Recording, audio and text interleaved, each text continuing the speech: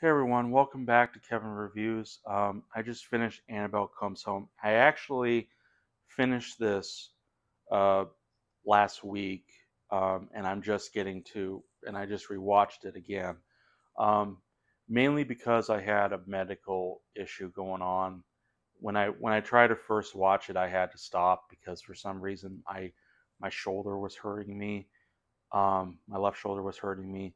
Um, and I was kind of scared because I thought um, I I think because I'm not quite a healthy dude, healthy guy, that I was worried it might be a heart attack. I thought, and I but the other thing is I had multiple problems with the shoulder, including number of injuries and surgeries with it. So that was another thing that I was worried about because I didn't know what to clarify it was. Um, so I don't want to go into too much detail because that's too much on the review. But otherwise, I'm fine. Um, I I certainly hope so. Anyway, especially with as bad a shoulder as I have. Um, but in any case, I want to divert focus. Maybe if I do talk about anything medical, I'll leave an update video. But in any case, we have Annabelle Comes Home. I'm gonna look at my screen here. We have Gary Doberman this time. She's actually running the show this time. Directed, written, screenplay, story. Gary Doberman, and we have James Wan who also wrote for the film. We have returning cast Vera Farmiga and Patrick Wilson as Ed and Lorraine Warren. Um, and then we have newcomers. We have not Judy, McKenna Grace as Judy Warren, Madison Eisman, who plays Mary Ellen, Katie Sarif as Daniela Rios, and Michael Cimino as Bob Palomari. Um, so ever since the success of the Annabelle creation, I guess there was warranted to uh, get Annabelle, do another sequel for Annabelle. But this one's a bit different because rather than be a sequel for Annabelle, this was more of a a way for the studio to see if they could create any more spin-offs. Um, so because yeah, and again we'll get into this plot of the film. But if you are familiar with, say, what Nickelodeon did with the show Oh Yeah Cartoons or Cartoon Network's What a Cartoon, they basically have a string of pilot episodes of individual shows that don't coincide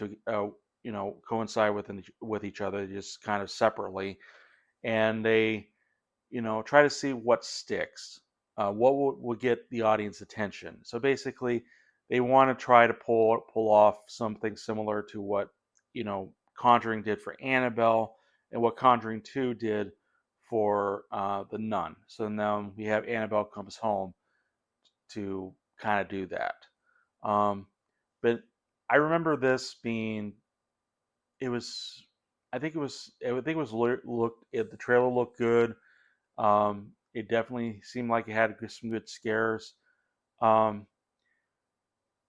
but I'm not sure. I think I haven't looked at the ratings nowadays for it, but I think it was seen as kind of mixed bag, similar to, say, Curse of La Llorona. Um, but in any case, let's start with the review. So the plot is this time actually is the Warrens, Ed and Lorraine, are actually going out of town uh, for for a day. And so then we have Judy being left with her babysitter, Mary Ellen, and Mary Ellen's friend Daniela comes into play. Comes in just to hang out. Um, but unfortunately, Daniela becomes the crutch of this film because of the plot, because she accidentally lets Annabelle out, and Annabelle wreaks havoc on the Warren home to the point where the other objects in the museum come to life. Um, so now it's up to the girls to try to put Annabelle back in her case and stop the evil. Um, so that's basically the plot. There's also subplots in this. There's actually three that's supposed to kind of, some of them work, some of them don't. Again, going back to Daniela, Danielle is the one who let Annabelle out, and she's not a likable character. She's at, you know, from the start, and even when they shove in this like uh, kind of backstory with her as to why she did let Annabelle out, or as you know, because there was actually something tragic in her life that happened that she was interested in going into the Warrens museum and whatnot. Um, so it's understandable, but at the same time, she goes in, she's just like touching everything.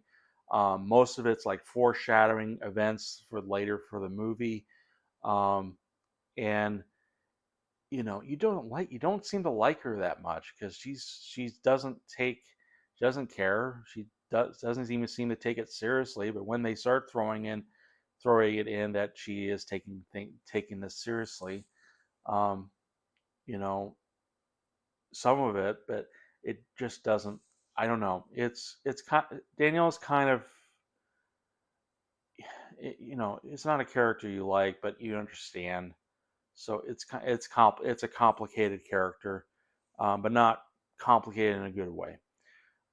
Judy this time is actually, I think, the best part of the movie, though she does get sidelined a little bit, where she's treated as an outcast, and always shy, introverted, um, and because of her family, the Warrens, and what they do, and she also has the similar abilities as her mother, Lorraine, who is clairvoyant, who can see spirits and whatnot, and Judy starts to see him too.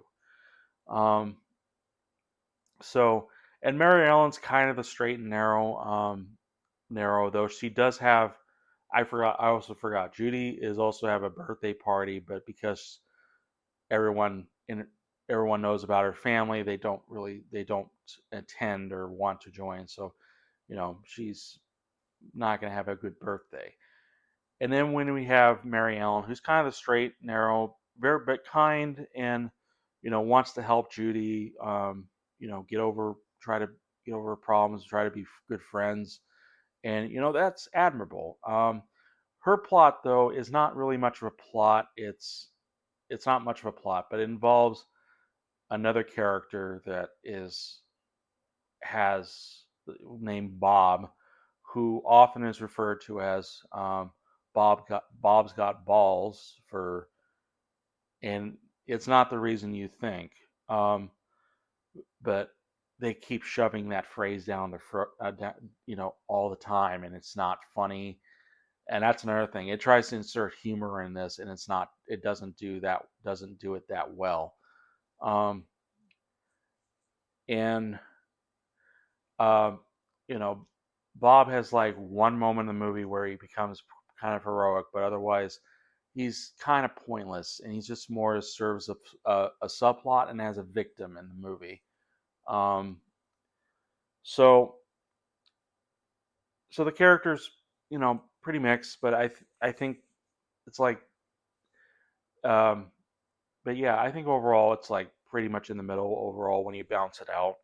How are the new creatures, the new evil entities that come up?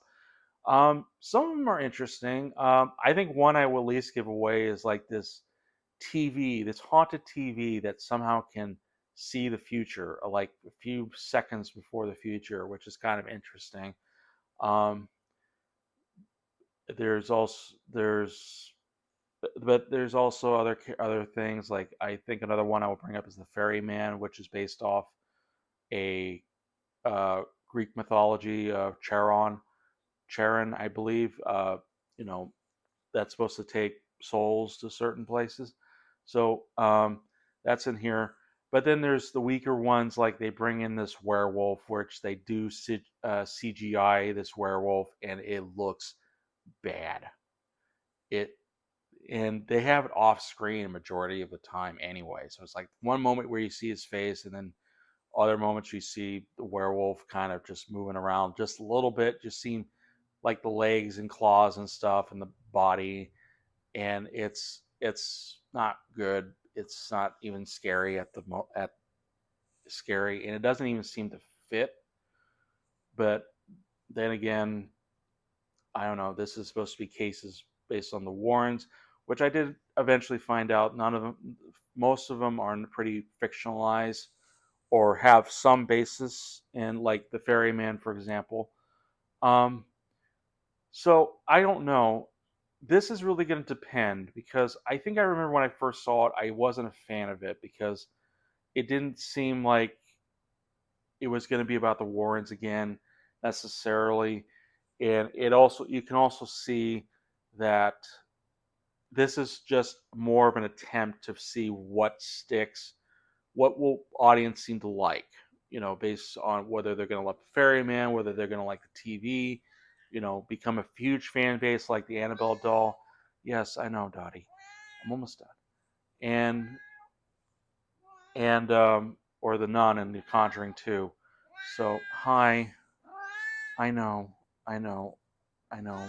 Please, please, I'm sorry. Yeah. Um. So, in any case, I lost my train of thought. Thank you, Dottie.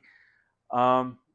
In any case, again, it really depends. It depends on whether you see this as just kind of like okay, entertaining movie. I mean, it does have a pretty good concept. Like this Annabelle doll is supposed to be filled with so much evil that it comes like a battery to basically charge up in this other evil that's going around, and we get to see them in action. That can be interesting. At the same time, if you're probably like a critic, or more of like to analyze movies more, you can kind of see this as just another way studios trying to see what would work, what would get audience to like these particular entities that would maybe make another good spinoff. So there's kind of ways to look at it. I remember I think I said I remember not liking it at first. Watching it again, it's not as bad. Um, I think it's somewhere in the middle. I think it's somewhere like Curse of La Llorona, where I would even flip them back and forth. I think Curse of La Llorona is slightly better um, than Annabelle Comes Home. I'm in my opinion, but I think overall I'm going to give Annabelle Comes Home 3 stars. Um, but yeah, I think it's fine. It's uh, overall. But what are your thoughts? Leave in the comments below. Give a like or dislike.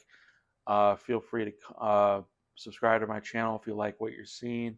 I hope to do better, and if I decide to make any updates regarding medical stuff, I will. But for the time being, I'm okay for now. I'll try to get back on track, but yeah, and I'll see you guys in the next review. Bye.